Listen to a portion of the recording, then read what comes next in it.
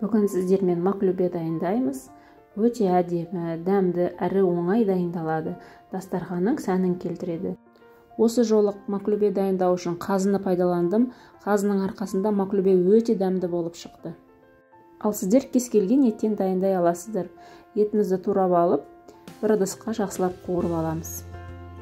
Менің қазым майлы болғандықтан осы майға етімді қуырып алдым.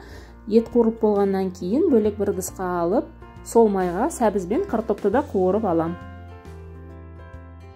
Етіміз қуырылғанша сәбіз бен картопты дайындап аламыз.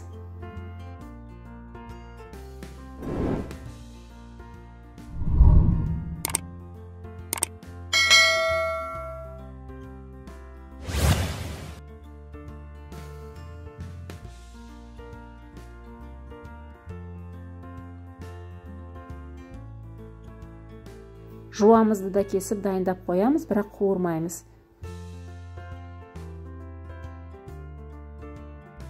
Қалауыңыз бойынша сарымсақ немесе кез келген дәмдеуіштерді қосуға болады.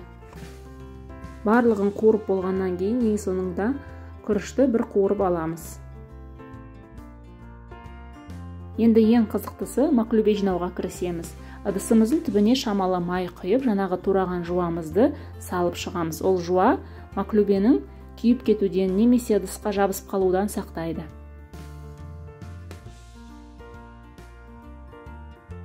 Мен арасына шамалы сарымсақ салып отырдым. Осы жуадан кейін қуырылған етімізді салып, жақсылап тегістейміз.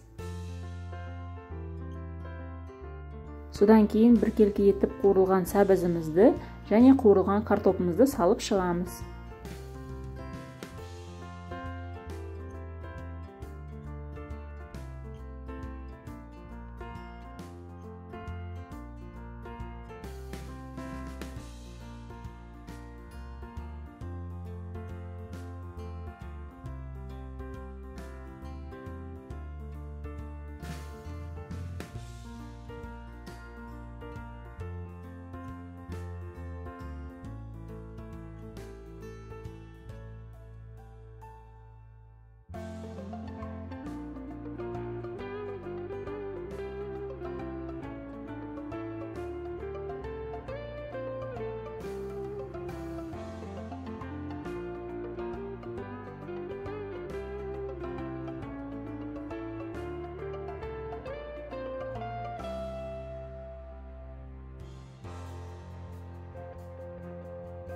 Күріштің де кезегі келді. Ең соңында күрішімізді салып, жақсылап басып шығамыз. Сонда маклюбе піскенде өзінің формасын жақсы сақтап тұрады.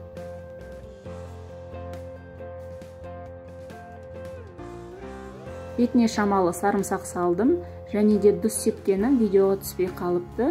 Дұз сеуіп, жақсылап басып, үстінен ыстық суды құйдым. Тағы бір айта кетер жайт, мен күрішті қуырғандықтан видеодан тыс күрішті шамалы араластырып, үстінен тағы да 2 рет су құйдым. Содан кейін жақсылап басып, ары қарай пісірдім. Сондықтан маклюбені араластыруға қорықпаңыздар. Егер күрішіңіз беті піспей жатса, шамалы ғана араластырып, түбін тиіспей, ары қарай пісіруге болады. Міне осындай әдемі әрі дәмді формасын ұстап тұратын маклюбеміз шықты. Сіздерге де дайындауға кеңес беремін. Астарыңыз дәмді болсын.